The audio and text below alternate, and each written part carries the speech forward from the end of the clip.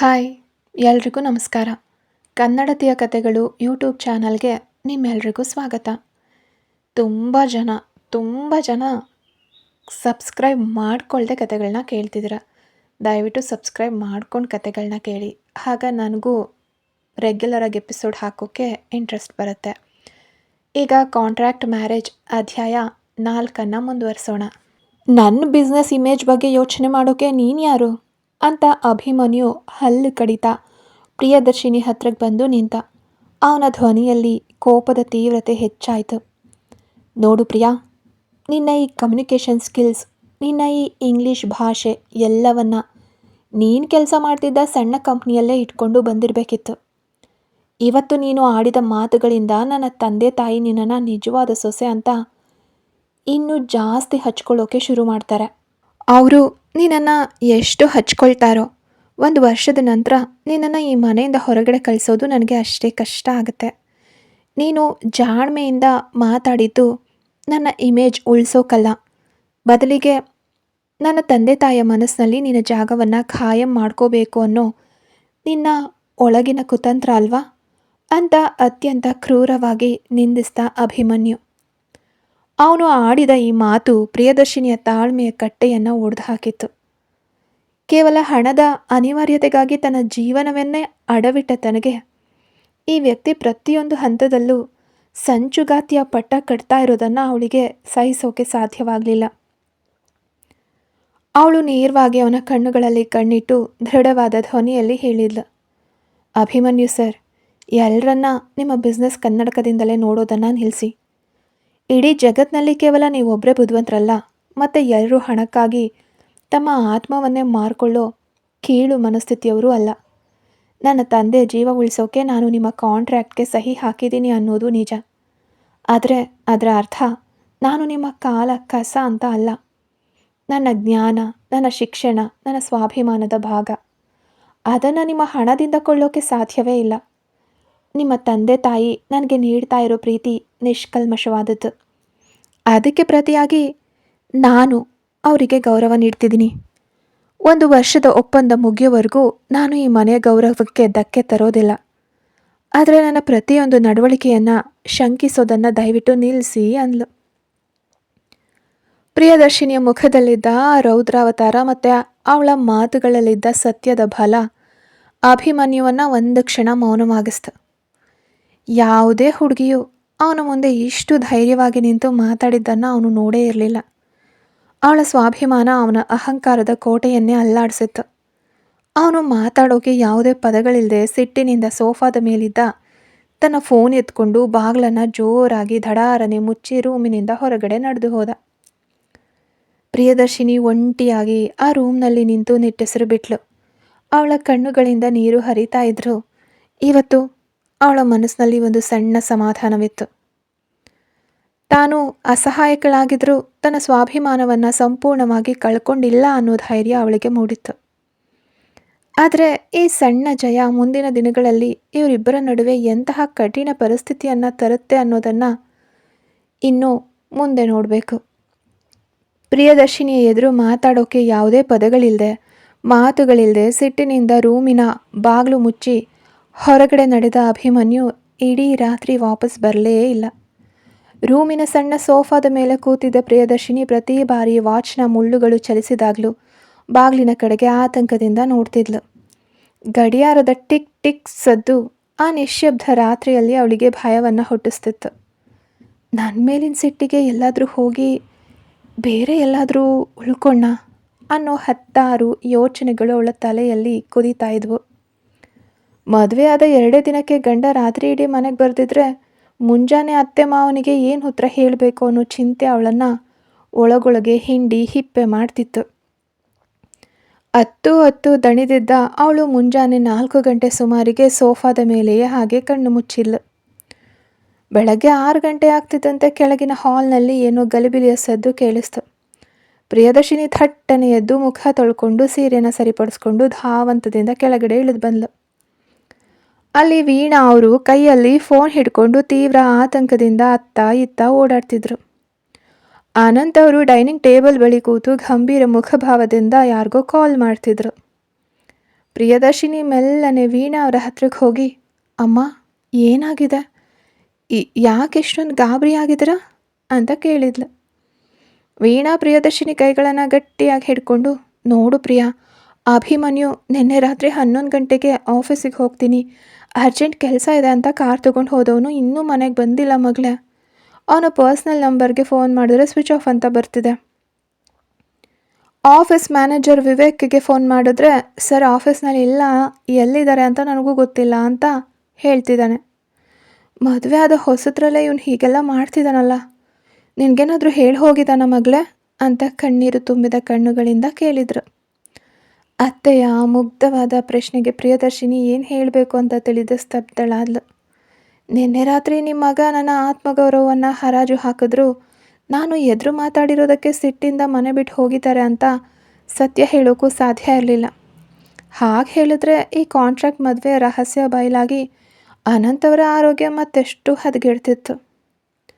ಅವಳು ತನ್ನ ಆತಂಕವನ್ನು ನುಂಗ್ಕೊಂಡು ವೀಣಾ ಅವರ ಹೆಗಲ ಮೇಲೆ ಕೈ ಇಟ್ಟು ಸಮಾಧಾನ ಮಾಡ್ತಾ, ಬೇಜಾರು ಮಾಡ್ಕೋಬೇಡಿ ಅಮ್ಮ, ನಿನ್ನೆ ಪೂಜೆ ನಂತರ ಮಲ್ಹೋತ್ರ ಸರ್ ಜೊತೆಗೆ ಬಿಸ್ನೆಸ್ ಮೀಟಿಂಗ್ ಇದೆ ಅಂತ ಹೇಳ್ತಿದ್ರು. ಇಂಟರ್ನ್ಯಾಷನಲ್ ಕ್ಲೈಂಟ್ಸ್ ಜೊತೆಗೆ ಮೀಟಿಂಗ್ ಇದ್ದಾಗ ಫೋನ್ ಸ್ವಿಚ್ ಆಫ್ ಮಾಡೋದು ಅವರ ಹವ್ಯಾಸ ಇರಬಹುದು. ಇನ್ನು ಕೆಲವೇ ಹೊತ್ತಿನಲ್ಲಿ ಅವರೇ ಬರ್ತಾರೆ, ನೀವು ಗಾಬರಿ ಆಗಬೇಡಿ ಅಂತ ಜಾಣ್ಮೆಯಿಂದ ಸುಳ್ಳು ಹೇಳಿ ಪರಿಸ್ಥಿತಿಯನ್ನು ನಿಭಾಯಿಸಿದ್ಲು. ಅಷ್ಟರಲ್ಲೇ ಮನೆ ಹೊರಗಡೆ ಕಾರ್ ಬಂದು ನಿಲ್ಲೋ ಸದ್ದು ಕೇಳಿಸ್ತು. ಎಲ್ಲರ ಕಣ್ಣುಗಳು ಮುಖ್ಯ ದ್ವಾರದ ಕಡೆಗೆ ನೆಟ್ಟವು. ಒಳಗಡೆ ಬಂದ ಅಭಿಮನ್ಯುವಿನ ಕೋಟು ಅಸ್ತವ್ಯಸ್ತವಾಗಿತ್ತು. ತಲೆಗೂದಲು ಕೆದ್ರಿತ್ತು ಮತ್ತು ಕಣ್ಣುಗಳಲ್ಲಿ ತೀವ್ರವಾದ ಆಯಾಸ ಎದ್ದು ಕಾಣಿಸ್ತಿತ್ತು. ಇಡೀ ರಾತ್ರಿ ಅವನು ತನ್ನ ಕಾರ್ನಲ್ಲೇ ಕೂತು ಸಿಗರೇಟ್ ಸೆತ್ತಾ ಪ್ರಿಯದರ್ಶಿನಿ ಆಡಿದ ಮಾತುಗಳನ್ನು ನೆನೆದು ಕಳೆದಿದ್ದ. ಮಗನನ್ನು ನೋಡ್ತಿದ್ದಂತೆ ವೀಣಾ ಓಡ್ ಹೋಗಿ, ಅಭಿ ಎಲ್ಲೋಗಿದ್ದೆ ಮಗನೆ, ಯಾಕೆ ಫೋನ್ ಸ್ವಿಚ್ ಆಫ್ ಇತ್ತು? ನಿನ್ನ ಹೆಂಡ್ತಿ ಇಲ್ಲಿ ಎಷ್ಟು ಆತಂಕದಿಂದ ಕಾಯ್ತಿದ್ಲು ಗೊತ್ತಾ ಅಂತ ಗದರಿಸಿದ್ರು. ಅಭಿಮನ್ಯು ತಾಯಿಯ ಮಾತಿಗೆ ಏನೂ ಉತ್ತರಿಸ್ದೆ ಹಾಲ್ನಲ್ಲಿ ನಿಂತಿದ್ದ ಪ್ರಿಯದರ್ಶಿನಿಯ ಕಡೆಗೆ ತೀಕ್ಷ್ಣವಾಗಿ ನೋಡ್ದ. ಅವಳ ಕಣ್ಣುಗಳಲ್ಲಿದ್ದ ಆತಂಕ ಮತ್ತು ಅಸಹಾಯಕತೆ ಅವನಿಗೆ ಸ್ಪಷ್ಟವಾಗಿ ಕಾಣಿಸ್ತು. ಅವನು ತಾಯಿಯ ಮುಂದೆ ಮತ್ತದೇ ಆದರ್ಶ ಪತಿಯ ಮುಖವಾಡ ಧರಿಸಿ, ಸಾರಿ ಮಾ, ನಿನ್ನೆ ರಾತ್ರಿ ಕ್ಲೈಂಟ್ಸ್ ಜೊತೆಗೆ ತಡರಾತ್ರಿವರೆಗೆ ಮೀಟಿಂಗ್ ಇತ್ತು, ಫೋನಲ್ಲಿ ಚಾರ್ಜ್ ಇರಲಿಲ್ಲ, ಅದಕ್ಕೆ ಸ್ವಿಚ್ ಆಫ್ ಆಗಿತ್ತು. ಪ್ರಿಯಾಗೆ ತೊಂದರೆ ಕೊಡೋದು ಬೇಡ ಅಂತ ನಾನೇ ಆಫೀಸ್ ರೂಮ್ನಲ್ಲೇ ಮಲ್ಕೊಂಡೆ ಅಂತ ಸುಳ್ಳು ಹೇಳ್ದ. ಆಗ ಅನಂತ್ ಅವರು ಗಂಭೀರವಾದ ಧ್ವನಿಯಲ್ಲಿ, ಮದುವೆ ಆದಮೇಲಾದರೂ ಜವಾಬ್ದಾರಿಯಿಂದ ಇರೋದನ್ನು ಕಲಿ ಅಭಿ, ಇನ್ಮೇಲಾದರೂ ಹೀಗಾಗಬಾರ್ದು ಅಂತ ಎಚ್ಚರಿಸಿ ಅಲ್ಲಿಂದ ಹೊರಟರು. ವೀಣಾ ಅವರು ಕೂಡ ನಿಟ್ಟುಸಿರು ಬಿಟ್ಟು, ಸರಿ ಮೊದಲು ರೂಮಿಗೆ ಹೋಗಿ ಫ್ರೆಶ್ ಅಪ್ ಆಗು ಅಂತ ಮಗನನ್ನು ಕಳುಹಿಸಿದ್ರು. ಅಭಿಮನ್ಯು ಮೆಟ್ಟಿಲು ಹತ್ತಿ ತನ್ನ ರೂಮ್ ಕಡೆಗೆ ನಡೆದಾಗ ಪ್ರಿಯದರ್ಶಿನಿ ಕೂಡ ಅವನನ್ನೇ ಹಿಂಬಾಲಿಸಿದ್ಲು. ಇಬ್ಬರು ರೂಮಿನೊಳಗಡೆ ಪ್ರವೇಶಿಸಿ ಬಾಗಿಲು ಮುಚ್ಚುತ್ತಿದ್ದಂತೆ ಅಲ್ಲಿನ ವಾತಾವರಣ ಮತ್ತೊಮ್ಮೆ ತಣ್ಣಗಾಯಿತು. ಅಭಿಮನ್ಯು ತಿರುಗಿ ನಿಂತು ಪ್ರಿಯದರ್ಶಿನಿ ಮುಖವನ್ನು ಹತ್ತಿರದಿಂದ ನೋಡಿ ಅವಳ ಕಣ್ಣುಗಳಲ್ಲಿದ್ದ ದಣಿವನ್ನು ನೋಡ್ತಲೇ ವ್ಯಂಗ್ಯವಾಗಿ ನಕ್ಕವನು, ನನ್ನ ತಾಯಿ ಮುಂದೆ ತುಂಬ ಚೆನ್ನಾಗಿ ಪತಿವ್ರತೆ ಥರ ನಾಟಕ ಆಡಿದೆ ಅಲ್ವಾ, ನನ್ನನ್ನು ಉಳಿಸೋಕೆ ನೀನು ಸುಳ್ಳು ಹೇಳಿದೆ ಅಂತ ನಾನು ನಿನಗೆ ಥ್ಯಾಂಕ್ಸ್ ಹೇಳ್ತೀನಿ ಅಂತ ನೀನು ಅನ್ಕೋಬೇಡ. ಈ ಕಾಂಟ್ರಾಕ್ಟ್ ಮದುವೆ ರಹಸ್ಯ ಹೊರಗಡೆ ಬಿದ್ದರೆ ನಿನ್ನ ಬೇಳೆ ಬೇಯಲ್ಲ ಅಂತ ನೀನು ಈ ನಾಟಕ ಆಡಿದೆಯಾ ಅಷ್ಟೆ. ನೆನ್ಪಿಟ್ಕೋ ಪ್ರಿಯದರ್ಶಿನಿ, ನೀನು ಅಂದ್ಕೊಂಡ ಹಾಗೆ ನಿನ್ನ ಈ ಕಣ್ಣೀರಿಗೆ, ನಿನ್ನ ಜಾಣ್ಮೆ ಮಾತುಗಳಿಗೆ ಕರಗೋನು ಈ ಅಭಿಮನ್ಯು ಅಲ್ಲವೇ ಅಲ್ಲ ಅಂತ ಮತ್ತೊಮ್ಮೆ ವಿಷದಂತಹ ಕಹಿ ಮಾತುಗಳನ್ನು ಅವಳ ಮುಖಕ್ಕೆ ಸಾರ್ದ. ಪ್ರಿಯದರ್ಶಿನಿ ಅವನ ಮಾತುಗಳನ್ನು ಕೇಳಿ ಏನೂ ಉತ್ತರಿಸ್ದೆ ಕೇವಲ ಶೂನ್ಯ ದೃಷ್ಟಿಯಿಂದ ಅವನನ್ನೇ ನೋಡ್ತಾ ನಿಂತಳು. ಅವಳ ಮೌನ ಅಭಿಮನ್ಯುವಿನ ಸಿಟ್ಟನ್ನು ಮತ್ತಷ್ಟು ಕೆರಳಿಸ್ತಿತ್ತು. ಅಭಿಮನ್ಯುವಿನ ಆ ಕಟು ಮಾತುಗಳಿಗೆ ಪ್ರಿಯದರ್ಶಿನಿ ಯಾವುದೇ ಪ್ರತ್ಯುತ್ತರ ನೀಡಲಿಲ್ಲ. ಅವಳು ಮೌನವಾಗಿ ಬೆಡ್ಶೀಟ್ಗಳನ್ನು ಸರಿಪಡಿಸೋಕೆ ಆರಂಭಿಸಿದ್ಲು. ತನಗೆ ಎದುರು ಮಾತಾಡದ ಅವಳ ಈ ನೀರವತೆ ಅಭಿಮನ್ಯುವಿನ ಅಹಂಕಾರಕ್ಕೆ ಮತ್ತಷ್ಟು ಕಿಡಿಕಾರುವಂತೆ ಮಾಡಿತ್ತು. ಆದರೆ ಇಬ್ಬರ ನಡುವಿನ ಈ ತಣ್ಣನೆಯ ಯುದ್ಧಕ್ಕೆ ವಿರಾಮ ಇಡುವಂತೆ ಕೆಳಗಿನಿಂದ ವೀಣಾ ಅವರ ಧ್ವನಿ ಕೇಳಿಸ್ತು. ಪ್ರಿಯಾ, ಅಭಿ, ಒಂದ್ಸಲ ಕೆಳಗಡೆಗೆ ಬನ್ನಿ ಮಕ್ಕಳ ಅಂತ ವೀಣಾ ಪ್ರೀತಿಯಿಂದ ಕರೆದ್ರು. ಅಭಿಮನ್ಯು ತನ್ನ ಶರ್ಟ್ ಬಟನ್ಗಳನ್ನು ಸರಿಪಡಿಸ್ಕೊಳ್ತಾ ಮುಖವನ್ನು ಗಂಭೀರವಾಗಿ ಇಟ್ಕೊಂಡೆ ಕೆಳಗಡೆ ಹೋದ. ಪ್ರಿಯದರ್ಶಿನಿ ಕೂಡ ತನ್ನ ಸೀರೆ ಸೆರ್ಗನ್ನು ನೆಟ್ಟಗೆ ಮಾಡ್ಕೊಳ್ತಾ ಅವನ ಹಿಂದೆಯೇ ಹೆಜ್ಜೆ ಹಾಕಿದ್ಲು. ಹಾಲ್ನಲ್ಲಿ ವೀಣಾ ಅವರು ಕೆಲವು ಬೆಳ್ಳಿಯ ತಟ್ಟೆಗಳಲ್ಲಿ ಹಣ್ಣು ಹಂಪಲು ರೇಷ್ಮೆ ಬಟ್ಟೆಗಳು ಮತ್ತು ಸಿಹಿ ತಿಂಡಿಗಳನ್ನು ಜೋಡಿಸಿಟ್ಟಿದ್ರು. ಪಕ್ಕದಲ್ಲೇ ಅನಂತ್ ಅವರು ಕೂತು ನ್ಯೂಸ್ ಪೇಪರ್ ಓದ್ತಿದ್ರು. ವೀಣಾ ಅವರು ಮುಗುಳ್ನಗ್ತಾ ಸೊಸೆ ಹತ್ರಕ್ಕೆ ಬಂದು, ನೋಡು ಪ್ರಿಯಾ, ಇವತ್ತು ಮದುವೆ ಆದ 3ನೇ ದಿನ. ನಮ್ಮ ಶಾಸ್ತ್ರದ ಪ್ರಕಾರ ಹೊಸ ದಂಪತಿಗಳು ಹೆಣ್ಣಿನ ತವ್ರ ಮನೆಗೆ ಹೋಗಿ ಬರಬೇಕು. ನಿನ್ನ ತಾಯಿ ರೋಹಿಣಿ ಬೆಳಗ್ಗೆನೆ ಫೋನ್ ಮಾಡಿದ್ರು. ಮಗಳು ಅಳಿಯನಿಗೆ ಅಡುಗೆ ಸಿದ್ಧ ಮಾಡ್ತಾ ಇದ್ದೀನಿ ಅಂತ ತುಂಬ ಆಸೆಯಿಂದ ಕಾಯ್ತಿದ್ದಾರೆ. ನೀವಿಬ್ಬರು ತಡ ಮಾಡದೆ ಹೊರಡಿ ಅಂದರು. ಈ ಮಾತು ಕೇಳಿದ ತಕ್ಷಣ ಅಭಿಮನ್ಯುಗೆ ತಲೆಗೆ ಸಿಡ್ಲು ಬಿಡ್ದಂತಾಯಿತು. ನಾನಾ? ಆ ಮಿಡಲ್ ಕ್ಲಾಸ್ ಫ್ಯಾಮಿಲಿಯ ಸಣ್ಣ ಮನೆಗೆ ನಾನೀಗ ಹೋಗಬೇಕಾ ಅಂತ ಅವನ ಒಳಗಿದ್ದ ಶ್ರೀಮಂತಿಕೆಯ ಅಹಂಕಾರ ಘರ್ಜಿಸಿತ್ತು. ಅವನ ತಕ್ಷಣವೇ, ಇಲ್ಲ ಅಮ್ಮ, ಇವತ್ತು ಆಫೀಸ್ನಲ್ಲಿ ಮಲ್ಹೋತ್ರಾ ಗ್ರೂಪ್ಸ್ ಜೊತೆಗೆ ಇಂಪಾರ್ಟೆಂಟ್ ಡೀಲ್ ಇದೆ, ನಾನು ಹೋಗೋಕ್ಕಾಗಲ್ಲ. ಬೇಕಾದರೆ ಡ್ರೈವರ್ ಜೊತೆಗೆ ಪ್ರಿಯಾನ ಕಳಿಸ್ಕೊಡ್ತೀನಿ ಅಂತ ತಣ್ಣಗೆ ನಿರಾಕರಿಸ್ದ. ಆದರೆ ಅಲ್ಲಿವರೆಗೂ ಸುಮ್ಮನಿದ್ದ ಅನಂತ್ ಅವರು ನ್ಯೂಸ್ ಪೇಪರ್ನ ಟೇಬಲ್ ಮೇಲಿಟ್ಟು ಗಂಭೀರವಾದ ಧ್ವನಿಯಲ್ಲಿ ಹೇಳಿದರು, ಅಭಿಮನ್ಯು, ಬಿಸ್ನೆಸ್ ಮುಖ್ಯನೇ, ಆದರೆ ಹೆತ್ತವರು ಮತ್ತು ಸಂಬಂಧಗಳಿಗಿಂತ ಹೆಚ್ಚಲ್ಲ. ನಿನ್ನ ಅಳಿಯನ ಸ್ಥಾನಕ್ಕೆ ಒಂದು ಗೌರವ ಇದೆ. ಮದುವೆ ಆದ ಹೊಸರಲ್ಲೇ ಹೆಂಡತಿ ಮನೆಗೆ ಹೋಗಲ್ಲ ಅಂದರೆ ಸಮಾಜ ಏನು ಅಂದ್ಕೊಳ್ಳುತ್ತೆ? ನೀನು ತಂದೆಯಾಗಿ ನಾನು ನಿನಗೆ ಆರ್ಡರ್ ಮಾಡ್ತಾ ಇದ್ದೀನಿ, ಇವತ್ತು ನೀನು ಆಫೀಸಿಗೆ ಹೋಗೋ ಹಾಗಿಲ್ಲ. ಹೆಂಡತಿ ಜೊತೆಗೆ ಅವಳ ಮನೆಗೆ ಹೋಗಿ ಆಶೀರ್ವಾದ ಪಡ್ಕೊಂಡು ಬರಬೇಕು ಅಂದರು. ತಂದೆಯ ಕಠಿಣ ನಿರ್ಧಾರದ ಮುಂದೆ ಅಭಿಮನ್ಯುವಿಗೆ ಮತ್ತೊಂದು ಮಾತಾಡೋಕ್ಕೂ ಧೈರ್ಯ ಇರಲಿಲ್ಲ. ತಂದೆಗೆ ಏನಾದರೂ ಅನುಮಾನ ಬಂದರೆ ತನ್ನ ಆಸ್ತಿಯ ಕನಸು ನುಚ್ಚುನೂರಾಗತ್ತೆ ಅಂತ ತಿಳಿದಿದ್ದ ಅವನು ಮನಸ್ಸಿನಲ್ಲೇ ಸಿಟ್ಟಿನಿಂದ ಉತ್ತರಿಸ್ತಾ, ಸರಿ ಡ್ಯಾಡ್, ಹೊರಡ್ತೀನಿ ಅಂದ. ನಂತರ ಇಬ್ಬರು ಫ್ರೆಶ್ ಅಪ್ ಆಗಿ ಕೆಳಗಡೆ ಬಂದರು. ಅಭಿಮನ್ಯು ಕೋಪದಿಂದ ಕಾರಿನ ಕೀ ಎತ್ಕೊಂಡು ಹೊರಗಡೆ ಹೋದ. ಪ್ರಿಯದರ್ಶಿನಿ ವೀಣಾ ಮತ್ತು ಅನಂತ್ ಅವರ ಕಾಲಿಗೆ ಬಿದ್ದು ಆಶೀರ್ವಾದ ಪಡೆದು ತಟ್ಟೆಗಳನ್ನು ಹಿಡ್ಕೊಂಡು ಕಾರಿನ ಬಳಿ ಬಂದಳು. ಅಭಿಮನ್ಯು ಬಿಳಿ ಬಣ್ಣದ ಐಷಾರಾಮಿ BMW ಕಾರ್ನ ಡ್ರೈವಿಂಗ್ ಸೀಟ್ನಲ್ಲಿ ಕೂತಿದ್ದ. ಪ್ರಿಯದರ್ಶಿನಿ ಮೆಲ್ಲಗೆ ಬಾಗಿಲು ತೆರೆದು ಮುಂಭಾಗದ ಸೀಟಿನಲ್ಲಿ ಕೂತಳು. ಕಾರು ವೇಗವಾಗಿ ಗೇಟ್ ದಾಟಿ ನಗರದ ರಸ್ತೆಗೆ ಇಳಿತು. ಕಾರಿನ ಒಳಗೆ ದಟ್ಟವಾದ ಮೌನ ಇತ್ತು. AC ಗಾಳಿ ನಡುವೆಯೂ ಕೂಡ ವಾತಾವರಣ ಕಾವೇರಿತ್ತು. ಅಭಿಮನ್ಯು ಸ್ಟೇರಿಂಗನ್ನು ಗಟ್ಟಿಯಾಗಿ ಹಿಡಿದು ರಸ್ತೆಯ ಕಡೆಯೇ ನೋಡ್ತಾ ಹಲ್ಲು ಕಡಿದು ಮಾತಾಡೋಕ್ಕೆ ಶುರು ಮಾಡ್ದ. ಇಲ್ಲಿ ನೋಡು ಪ್ರಿಯದರ್ಶಿನಿ, ನೀನು ತಂಗಿರು ಮನೆಗೆ ಬಂದಿದ್ದೇ ಆಯಿತು. ಈಗ ನೀನು ಹೆತ್ತವರು ನನ್ನನ್ನು ತಮ್ಮ ಮನೆಗೆ ಕರೆಯೋ ನಾಟಕ ಶುರು ಮಾಡಿದ್ದಾರೆ. ನನ್ನನ್ನು ಸಣ್ಣ ಗಲ್ಲಿ ಮನೆಗೆ ಕರ್ಕೊಂಡು ಹೋಗಿ ನಿನ್ನ ಸ್ಟೇಟಸ್ ಹೆಚ್ಚಿಗೆ ಮಾಡ್ಕೋಬೇಕು ಅಂತ ಅಂದ್ಕೊಂಡಿದ್ಯಾ ಅಂತ ಅವನು ಅಂದ ಕೂಡಲೇ ಪ್ರಿಯದರ್ಶಿನಿ ಕಿಟಕಿಯ ಹೊರಗಡೆ ನೋಡ್ತಿದ್ದವಳು ತಿರುಗಿ ಅವನ ಮುಖ ನೋಡಿದ್ಲು. ಅವಳ ಕಣ್ಣುಗಳಲ್ಲಿ ತಣ್ಣನೆಯ ಶಾಂತಿ ಇತ್ತು. ಅಭಿಮನ್ಯು ಸರ್, ನನ್ನ ತಂದೆ ತಾಯಿಗೆ ಈ ಮದುವೆ ಹಿಂದೆ ಇರೋ ಕಾಂಟ್ರಾಕ್ಟ್ ಸತ್ಯ ಗೊತ್ತಿಲ್ಲ. ಅವರು ನಿಮ್ಮನ್ನು ಒಬ್ಬ ನಿಷ್ಕಲ್ಮಶವಾದ ಅಳಿಯ ಅಂತ ಭಾವಿಸಿದ್ದಾರೆ. ನಿಮ್ಮ ಶ್ರೀಮಂತಿಕೆಯ ಅಹಂಕಾರವನ್ನು ದಯವಿಟ್ಟು ಆ ಮನೆಯ ಹೊಸ್ತಿಲ ಹೊರಗೆ ಇಟ್ಟು ಬನ್ನಿ. ಅಲ್ಲಿ ನೀವು ಕೇವಲ 1 ಗಂಟೆ ನಟಿಸಿದರೆ ಸಾಕು. ನಿಮ್ಮ ಆಸ್ತಿಗೆ ಯಾವುದೇ ಧಕ್ಕೆ ಬರಲ್ಲ. 1 ವರ್ಷದ ನಂತರ ನಿಮ್ಮ ದಾರಿ ನಿಮ್ಮದು, ನನ್ನ ದಾರಿ ನಂದು. ಅಲ್ಲಿವರೆಗೂ ನನ್ನ ಹೆತ್ತವರ ಮುಗ್ಧತೆಗೆ ಬೆಲೆ ಕೊಡಿ ಅಂದ್ಲು ಅತ್ಯಂತ ಕರಾರುವಕ್ಕಾಗಿ. ಅವಳ ಪ್ರಬುದ್ಧವಾದ ಮಾತುಗಳಿಗೆ ಅಭಿಮನ್ಯುವಿಗೆ ಮರು ಮಾತಾಡೋಕ್ಕೂ ಸಾಧ್ಯ ಆಗಲಿಲ್ಲ. ಅವನು ಕಾರಿನ ಸ್ಪೀಡನ್ನು ಮತ್ತಷ್ಟು ಹೆಚ್ಚಿಸ್ದ. ಸುಮಾರು ಅರ್ಧ ಗಂಟೆಯ ಪ್ರಯಾಣದ ನಂತರ ನಗರದ ಒಂದು ಸಾಧಾರಣ ಬಡಾವಣೆಯ ಸಣ್ಣ ಗಲ್ಲಿಯ ಮುಂದೆ ಕಾರ್ ಬಂದು ನಿಂತಿತ್ತು. ಅಲ್ಲಿ ಪ್ರಿಯದರ್ಶಿನಿಯ ಪುಟ್ಟ ಬಾಡಿಗೆ ಮನೆ ಇತ್ತು. ಆ ಮನೆಯ ಹೊರಗಡೆ ಪ್ರಿಯದರ್ಶಿನಿ ತಂದೆ ಸುರೇಶ್ ಮತ್ತು ತಾಯಿ ರೋಹಿಣಿ ಅಳಿಯನನ್ನು ಸ್ವಾಗತಿಸೋಕೆ ಆರತಿ ತಟ್ಟೆ ಹಿಡಿದು ಆಸೆಯಿಂದ ಕಾಯ್ತಿದ್ರು. ಪ್ರಿಯದರ್ಶಿನಿ ಕಾರ್ನಿಂದ ಇಳಿಯುವಾಗ ಅವಳ ಹೃದಯ ಜೋರಾಗಿ ಬಡ್ಕೊಳ್ತಿತ್ತು. ಗಂಡನ ಅಹಂಕಾರ ಮತ್ತು ಹೆತ್ತವರ ಮುಗ್ಧತೆಯ ನಡುವೆ ತಾನು ಆಡಬೇಕಾದ ನಾಟಕದ ಮುಂದಿನ ಹಂತ ಅವಳಿಗೆ ಸವಾಲಾಗಿ ನಿಂತಿತ್ತು. ಆ ಕಿರಿದಾದ ಗಲ್ಲಿಯ ಕೊನೆಯಲ್ಲಿದ್ದ ಸಣ್ಣ ಹಂಚಿನ ಮನೆ ಮುಂದೆ ಅಭಿಮನ್ಯುವಿನ ಹೊಸ ಐಷಾರಾಮಿ ಕಾರು ಬಂದು ನಿಂತಾಗ ಸುತ್ತಮುತ್ತಲ ನೆರೆಹೊರೆಯವರೆಲ್ಲ ಕುತೂಹಲದಿಂದ ಕಿಟಕಿ ಮತ್ತು ಬಾಗಿಲುಗಳ ಸಂದಿನಿಂದ ಎಣುಕಿ ನೋಡೋಕೆ ಶುರು ಮಾಡಿದ್ರು. ಆ ಸಣ್ಣ ಬಡಾವಣೆಗೆ ಅಂತಹ ಕೋಟ್ಯಾಂತರ ರೂಪಾಯಿ ಬೆಲೆ ಬಾಳೋ ಕಾರು ಬಂದಿಳಿದಿದ್ದೇ ಒಂದು ದೊಡ್ಡ ಅಚ್ಚರಿಯಾಗಿತ್ತು. ಕಾರಿನ ಎಂಜಿನ್ ಆಫ್ ಆಗ್ತಿದ್ದಂತೆ ಅಭಿಮನ್ಯು ಕೋಪದಿಂದ ತನ್ನ ಸ್ಟೇರಿಂಗ್ ಮೇಲಿದ್ದ ಕೈಗಳನ್ನು ಬಿಗಿಗೊಳಿಸ್ದ. ಆದರೆ ಪ್ರಿಯದರ್ಶಿನಿ ಕಾರಿನ ಗಾಜಿನ ಮೂಲಕ ಹೊರಗಡೆ ನೋಡಿದಾಗ ಅವಳ ತಾಯಿ ರೋಹಿಣಿ ಕೈಯಲ್ಲಿ ಅರಿಶಿನ ಕುಂಕುಮದ ಆರತಿ ತಟ್ಟೆ ಹಿಡಿದು ಮುಖದ ಮೇಲೆ ಜಗತ್ತನ್ನೇ ಗೆದ್ದಂತಹ ಹೆಮ್ಮೆಯ ನಗು ಹೊತ್ತು ನಿಂತಿರೋದು ಕಾಣಿಸ್ತು. ಅವರ ಪಕ್ಕದಲ್ಲೇ ಪ್ರಿಯದರ್ಶಿನಿ ತಂದೆ ಸುರೇಶ್ ಅವರು ನಿಶಕ್ತಿಯ ನಡುವೆಯೂ ಅಳಿಯನನ್ನು ಬರಮಾಡ್ಕೊಳ್ಳೋಕೆ ಶರ್ಟ್ ಗುಂಡಿಗಳನ್ನು ನೆಟ್ಟಗೆ ಮಾಡ್ಕೊಳ್ತಾ ನಿಂತಿದ್ರು. ಪ್ರಿಯದರ್ಶಿನಿ ಮೆಲ್ಲನೆ ಕಾರಿನ ಬಾಗಿಲು ತೆರೆದು ಕೆಳಗಡೆ ಇಳಿದ್ಲು. ತಾಯಿಯ ಕಣ್ಣುಗಳು ಮಗಳ ಮುಖದ ಮೇಲಿದ್ದ ಮದುವೆಯ ಕಳೆಯನ್ನು ನೋಡಿ ಆನಂದದಿಂದ ತುಂಬಿ ಬಂದವು. ಅಂದರೆ ಪ್ರಿಯದರ್ಶಿನಿ ತನ್ನ ಮುಖದ ಮೇಲೆ ಬಲವಂತವಾಗಿ ತಂದುಕೊಂಡಿದ್ದ ನಗು ನೋಡಿ. ಅಭಿಮನ್ಯು ಕೂಡ ಕಾರಿನಿಂದ ಇಳಿದು ಹೊರಗಡೆ ಬಂದ.